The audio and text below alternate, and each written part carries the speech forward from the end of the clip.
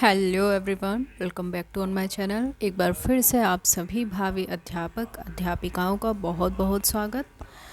जैसा कि आप सभी को पता है, हमारी डीएलएड सेमेस्टर 2 की क्लासेस चल रही हैं। सब्जेक्ट है आपका वर्तमान भारतीय समाज और प्रारंभिक शिक्षा, पेपर 1 है और ये आपका 50 मार्क्स का रहेगा। स्कोरिंग है, तो आप समझ सकते हैं कि स्कोरिंग पेपर में आप काफ़ी अच्छा स्कोर कर सकते हैं, ठीक है, क्योंकि बाकी तो 25 के होते हैं और 50 मार्क्स के आपके 2-3 पेपर होते हैं। इसमें अगर आप अच्छा स्कोर कर लेते हैं तो आपकी एक अच्छी खासी परसेंटेज गेन हो जाती है।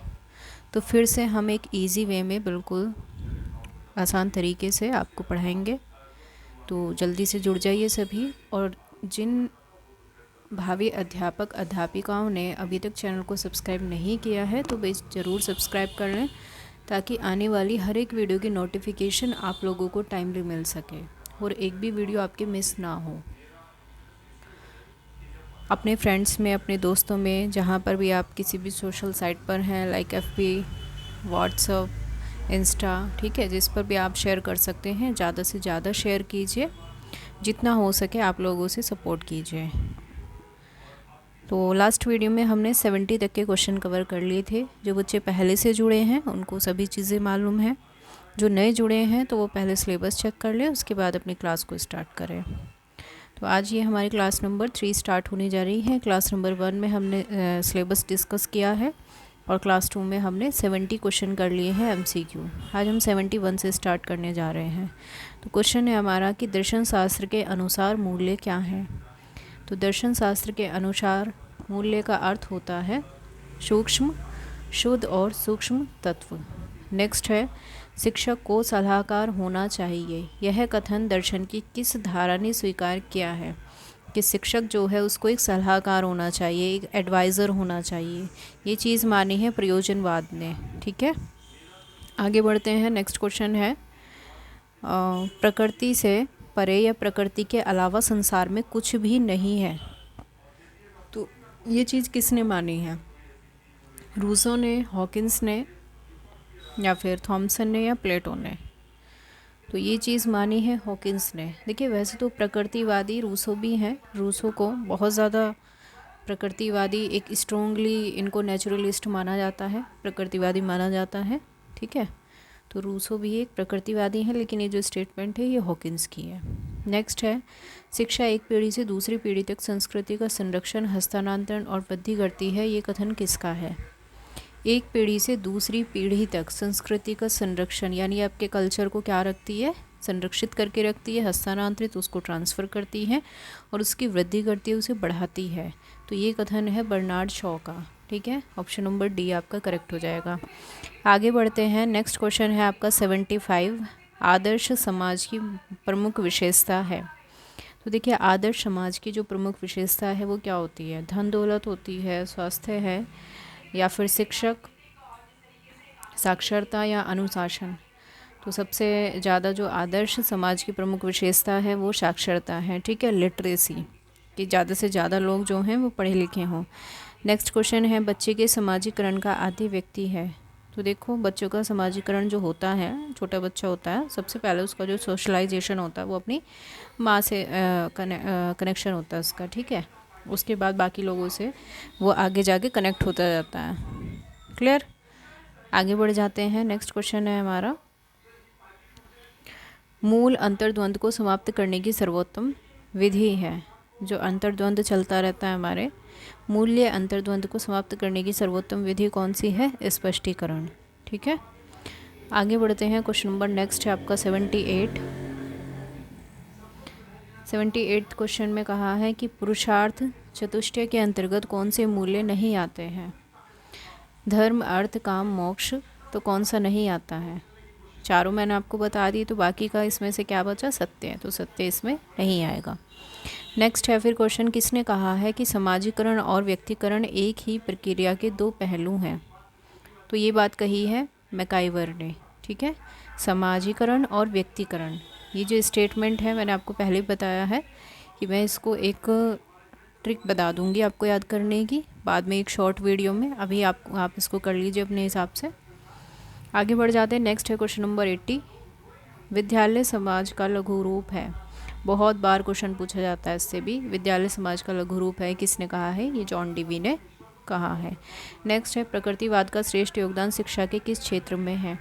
तो प्रकृतिवाद का जो श्रेष्ठ योगदान है वो शिक्षा के शिक्षण विधियों में है सबसे ज़्यादा। ठीक है। नेक्स्ट है, शिक्षा का सर्वोपरि उद्देश्य है। तो शिक्षा का सबसे ज़्यादा सर्वोपरि उद्देश्य कौन सा है? मानव का निर्माण करना। नेक्स्ट है, एमिल की रचना किसने की? एमाइल या एमिल, वॉटएवर, जो भी जिसमें भी आप कंफर्टेबल हो वो बोल सकते हैं। फर्स्ट क्वेश्चन भी ये रहा है हमारा, एमाइल की ये पुस्तक किसकी है? बहुत बार पूछी जाती है ये भी। तो ये है रूसो की। ठीक है, रूसो से भी बहुत बार क्वेश्चन पूछे जाते हैं। नेक्स्ट है आपका क्वेश्चन, मूल्य संकट का प्रमुख कारण है। मूल्य संकट का मुख्य कारण क्या है? भाषावाद है, क्षेत्रवाद, स्वार्थपरता या संप्रदायवाद? मूल्य संकट का जो मुख्य कारण होता है वो होता है स्वार्थपरता। नेक्स्ट क्वेश्चन है, वर्धा में अखिल भारतीय शिक्षा सम्मेलन आयोजित हुआ था। तो वर्धा में जो अखिल भारतीय सम्मेलन हुआ वो हुआ 1937 में। ये भी पूछा गया क्वेश्चन है आपका प्रीवियस ईयर में। चलिए आगे बढ़ जाते हैं। नेक्स्ट है, प्रकृतिवादी की मुख्य शिक्षण विधि है। तो प्रकृतिवाद की जो मुख्य शिक्षण विधि है वो करके सीखना है, खेल द्वारा सीखना, स्व अनुभव द्वारा सीखना, या फिर उपरोक्त सभी? तो सभी हो जाएगा इसका आंसर। ठीक है। नेक्स्ट है फिर, गांधी जी के अनुसार छात्रों की क्रियाशीलता के लिए पाठ्यक्रम में आवश्यक है, क्या आवश्यक है? इतिहास, भूगोल, हस्तकला या फिर उपरोक्त सभी? तो गांधी जी ने सबसे ज़्यादा हैंडीक्राफ्ट पर जोर दिया है। ठीक है, हस्तकला पर। आगे बढ़ते हैं, डेमोक्रेसी एंड एजुकेशन पुस्तक के लेखक कौन हैं? तो डेमोक्रेसी एंड एजुकेशन जो पुस्तक है वो किसकी है? जॉन डीवी की। ध्यान रखेंगे आप। नेक्स्ट है फिर, समाज गुणवत्ता वाले स्कूल की समान रूप से सभी को उपलब्धि, समान अवसर का एक महत्वपूर्ण घटक है। ये कथन किसका है? तो ये है लुइस क्रिसगेल का। आगे बढ़ते हैं। नेक्स्ट क्वेश्चन है 90, अनिवार्य प्राथमिक शिक्षा का प्रावधान। मोस्ट इम्पोर्टेंट क्वेश्चन, अनिवार्य प्राथमिक शिक्षा से पूछा जाता है। तो ये किस अनुच्छेद में कहा गया है? किस अनुच्छेद में प्रावधान दिया गया है कि 6 से 14 साल के बच्चों के लिए निःशुल्क और अनिवार्य शिक्षा हो? तो ये बात कही गई है आपके अनुच्छेद 45 में, आर्टिकल 45। आगे बढ़ जाते हैं। क्वेश्चन नंबर नेक्स्ट है 91, जनसंख्या शिक्षा आवश्यक है। तो जीवन स्तर गुणवत्ता बढ़ाने के लिए, सबको रोजगार देने के लिए, पाठ्यक्रम को विशेष विषय पढ़ाने के लिए और बाल श्रम को बढ़ावा देने के लिए। तो जनसंख्या शिक्षा जो ज़रूरी है वो है जीवन स्तर और गुणवत्ता बढ़ाने के लिए। नेक्स्ट क्वेश्चन है, जनसंख्या राजनीति, राष्ट्रीय जनसंख्या नीति की घोषणा की गई। राष्ट्रीय जनसंख्या नीति की घोषणा की गई 16 अप्रैल 1976 को। पर्यावरण दिवस मनाया जाता है, वर्ल्ड एनवायरनमेंट डे। ये तो आपको भी पता ही है, 5 जून को होता है एनवायरनमेंट डे। आगे बढ़ते हैं, बच्चों में मूल्यों के विकास के लिए सर्वाधिक महत्वपूर्ण भूमिका होती है। अगर बच्चों में मूल्य या वैल्यूज़ विकसित करनी है तो सबसे ज़्यादा जो भूमिका है वो किसकी होनी चाहिए? पास पड़ोस की, परिवार की, मित्रों की या समाज की? तो ये है आपकी समाज की। वैसे मुझे ये आंसर गलत लग रहा है, इसमें मुझे डाउट है। ठीक है, इस क्वेश्चन को परिवार भी हो सकता है इसका आंसर, तो इसको अभी स्किप करेंगे। आगे मैं इसका सही आंसर आपको देखकर बताऊंगी, इसमें मुझे कुछ डाउट है। ठीक है, बाकी अगर आपको कहीं से इसका सही आंसर मिल जाता है तो कमेंट बॉक्स में आप लोग मुझे बता देंगे। आगे बढ़ते हैं। नेक्स्ट क्वेश्चन, करके सीखो का सिद्धांत किस दार्शनिक विचारधारा की देन है? तो कौन मानता है करके सीखो, लर्निंग बाय डूइंग मेथड, कौन सी विचारधारा की देन है? किसने दिया है इसको? तो ये दिया है प्रकृतिवादियों ने, नेचुरलिस्ट ने। ठीक है, जैसे कि रूसो भी ये मानते हैं कि हर चीज़ें जो हैं बच्चे को प्रकृति में रहकर ही वो अपने आप सीखता है, उसको डिस्टर्ब नहीं करना चाहिए। ठीक है, इस तरह की बातें रूसो ने कही है। नेक्स्ट है, अध्यापक का जो ध्यान है वो पर्दे के पीछे, अध्यापक का स्थान पर्दे के पीछे किसने माना है? किस वाद ने स्वीकार किया है कि जो अध्यापक का स्थान है वो पर्दे के पीछे, बिहाइंड द कर्टेन होना चाहिए? तो ये भी प्रकृतिवादी मानते हैं। ठीक है, नेक्स्ट क्वेश्चन है, आदर्शवाद सत्य और यथार्थ रूप में किसे स्वीकार करता है? आदर्शवाद सत्य और यथार्थ रूप में किसे स्वीकार करता है? भौतिक संसार को, आध्यात्मिक और भौतिक को, या फिर आध्यात्मिक संसार को सिर्फ, या फिर कोई नहीं। तो इसका सही आंसर हो जाएगा आध्यात्मिक संसार को सबसे ज़्यादा आदर्शवाद सत्य मानता है। आगे बढ़ते हैं। नेक्स्ट है क्वेश्चन नंबर 98। आत्मा ही इस संसार का पदार्थ है और मानसिक स्वरूप सत्य है। किस दार्शनिक का विचार है ये? तो ये है आपके रोज का विचार। आगे बढ़ जाते हैं। प्रश्नोत्तर विधि के जनक। प्रश्नोत्तर विधि पहले भी आई है सेमेस्टर 1 में भी, और पूछी भी गई थी पेपर में, तो ये दी थी सुकरात ने। ठीक है। नेक्स्ट है संपूर्ण विश्व परिवर्तनशील और विकासोन्मुख है। ये किसका विचार है? जो हमारा संपूर्ण विश्व है वो परिवर्तनशील है, विकासोन्मुख है, तो ये विचार है हीगल का। नेक्स्ट है क्वेश्चन नंबर 101। निम्नलिखित में से कौन सी शिक्षण विधि के प्रणेता प्लेटो हैं? तो प्लेटो ने कौन सी विधि दी है इसमें से? तो उन्होंने दी है संबंध विधि। ठीक है, कनेक्शनिज्म मेथड। आगे बढ़ते हैं। मनुष्य के अंतर्निहित पूर्णता को अभिव्यक्त करना ही शिक्षा है। ये कथन किसका है? तो ये है स्वामी विवेकानंद का। आगे बढ़ जाते हैं। क्वेश्चन नंबर है 103। दूरस्थ शिक्षा का नाम नहीं है। तो क्या नाम नहीं है दूरस्थ शिक्षा का? मुक्त अधिगम, बाहरी अध्ययन, पत्राचार, या फिर सह शिक्षा ही इसका नाम नहीं है। नेक्स्ट क्वेश्चन है बौद्धकालीन शिक्षा में प्रबुद्ध संस्कार कितने वर्ष के बालक को दिया जाता है? तो प्रबुद्ध संस्कार दिया जाता है 8 साल के बच्चे को। आगे बढ़ जाते हैं। मारिया मोंटेसरी भारत में कब आई? तो मारिया मोंटेसरी आई थी भारत में 1939 में। ठीक है। और जो वर्धा शिक्षा सम्मेलन की बात हुई थी वो 1937 में। ऐसे कोरिलेट करके पढ़ेंगे आप तो याद रहेगा। क्लियर। आगे बढ़ते हैं। जनसंख्या शिक्षा में सबसे अधिक उत्तरदायित्व है। तो जनसंख्या शिक्षा में सबसे ज़्यादा उत्तरदायित्व है शिक्षकों का, टीचर्स का। आगे बढ़ते हैं। शिक्षा के अधिकार के क्रियान्वयन की प्रमुख चुनौती है। शिक्षा के अधिकार के क्रियान्वयन की प्रमुख चुनौती क्या है? प्रशिक्षित अध्यापकों का अभाव, दोषपूर्ण पाठ्यक्रम, शासकीय उदासीनता, या फिर उपरोक्त सभी है। तो उपरोक्त सभी हो जाएगा इसका सही आंसर। नेक्स्ट है पाठ्य योजना का निर्माण आवश्यक है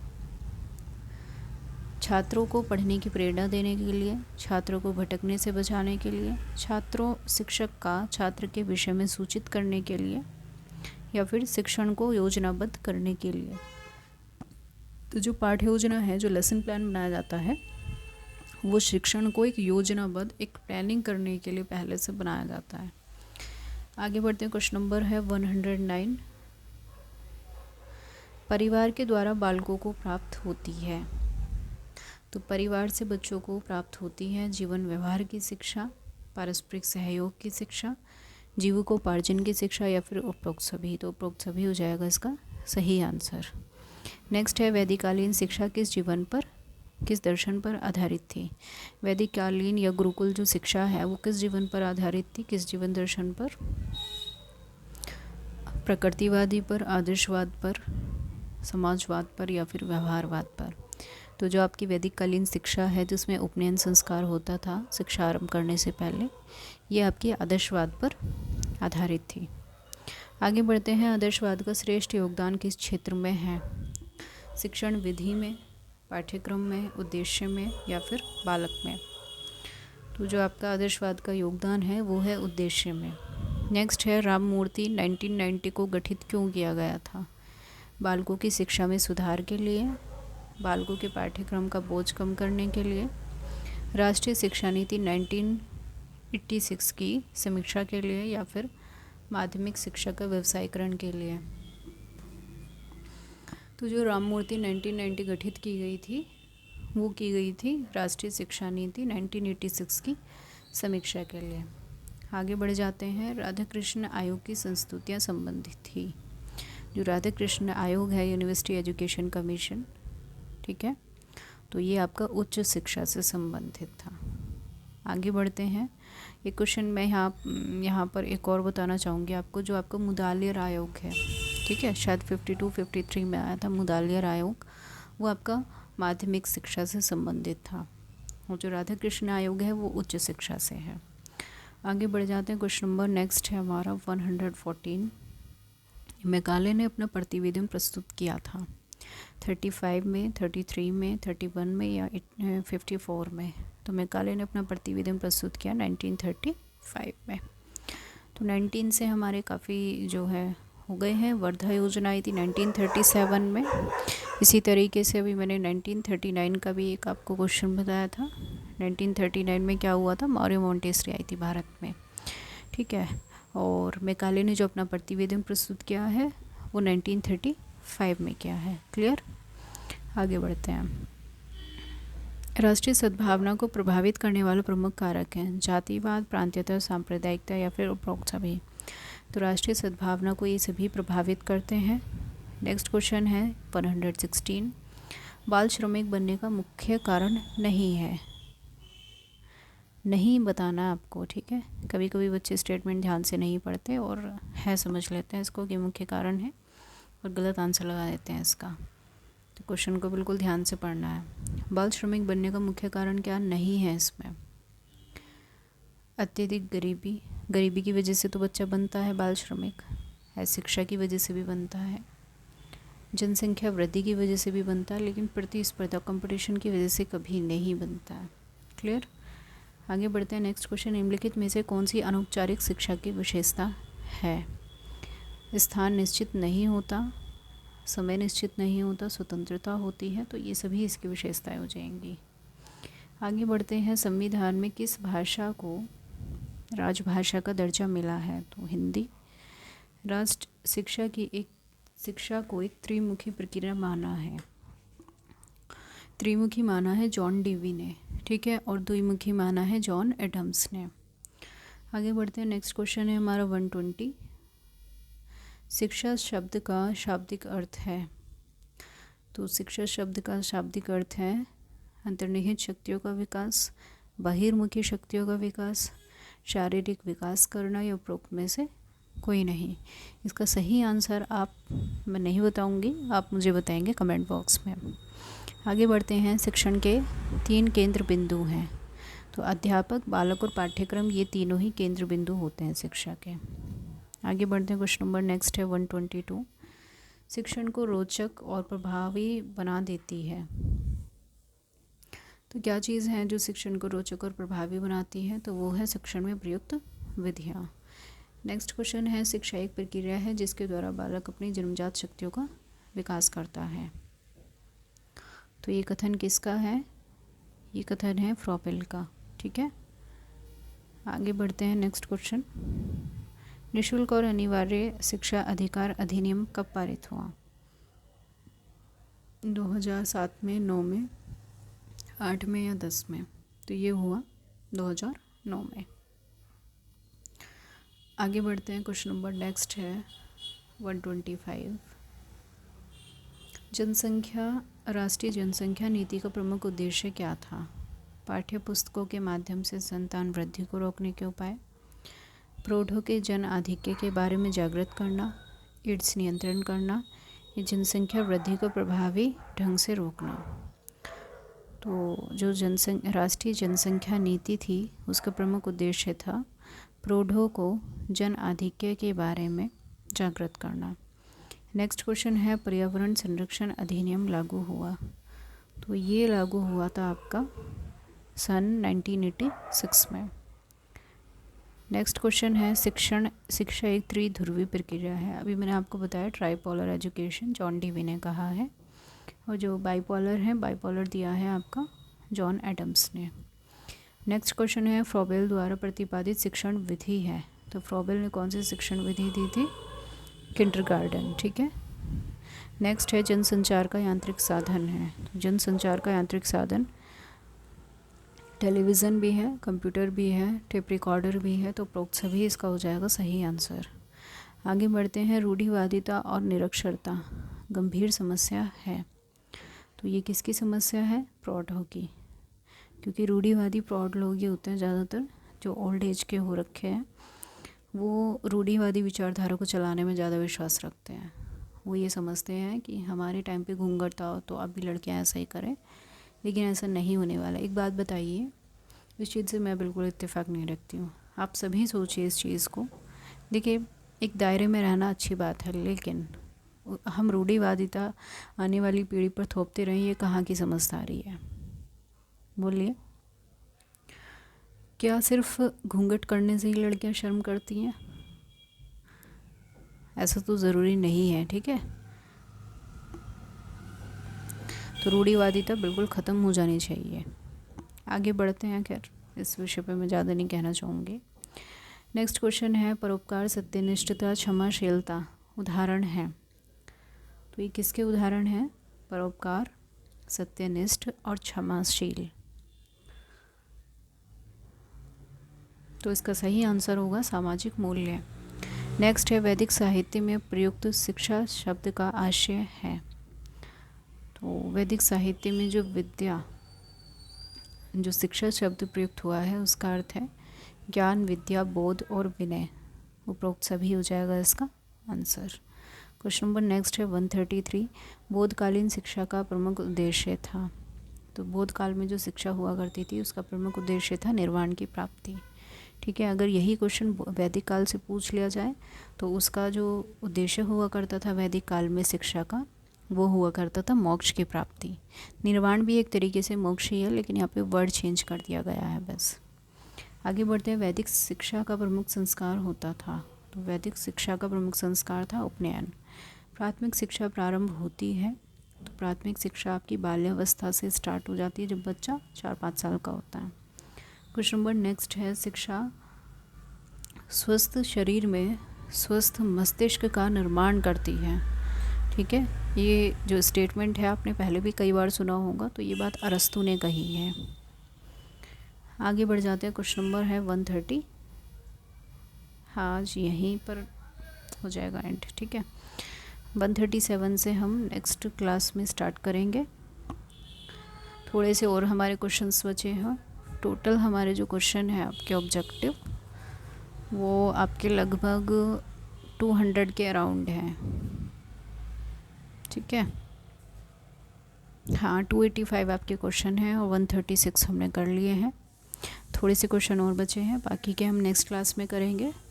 और सभी बच्चों से मैं कहना चाहूँगी, जितने भी बच्चे नए जुड़े हैं चैनल को ज़रूर सब्सक्राइब कर लें, ताकि आने वाली हर एक वीडियो की नोटिफिकेशन आप लोगों को टाइमली मिल सके। बाकी इससे पहले मैंने हिंदी का आपका पूरा सिलेबस कवर करा दिया है इसी चैनल पर, जाकर के आप प्लेलिस्ट में चेक कर लीजिए। और जिन बच्चों ने हिंदी की क्लासेस ज्वाइन नहीं की हैं, हिंदी की क्लासेस कर लें, क्योंकि एग्ज़ाम में आपके इस बार आपको उतना समय नहीं मिलेगा जितना आपको सेमेस्टर 1 में मिला है। इस बार टाइम की शॉर्टेज हो जाएगी आपके पास, आप खुद कहेंगे कि कितनी जल्दी एग्ज़ाम आ गए। ठीक है, तो अपनी तैयारी को बिल्कुल पुख्ता करते हुए चलिए, ताकि एग्ज़ाम आए और आपको लगे कि मुझे तो बस रिवीजन ही करना है अब। ठीक है, अपनी प्रिपरेशन रखिए पूरी तरीके से। बाकी और भी सब्जेक्ट की क्लासेस चलाई जाएगी, हिंदी सब्जेक्ट को कवर करिए और बाकी जो डेली क्लासेस दी जा रही है उसको रिवीजन करिए। मिलते हैं सभी से, सभी का धन्यवाद यहाँ तक जुड़ने के लिए। मिलते हैं नेक्स्ट क्लास में, तब तक के लिए सभी को have a good day, bye bye, thank you so much.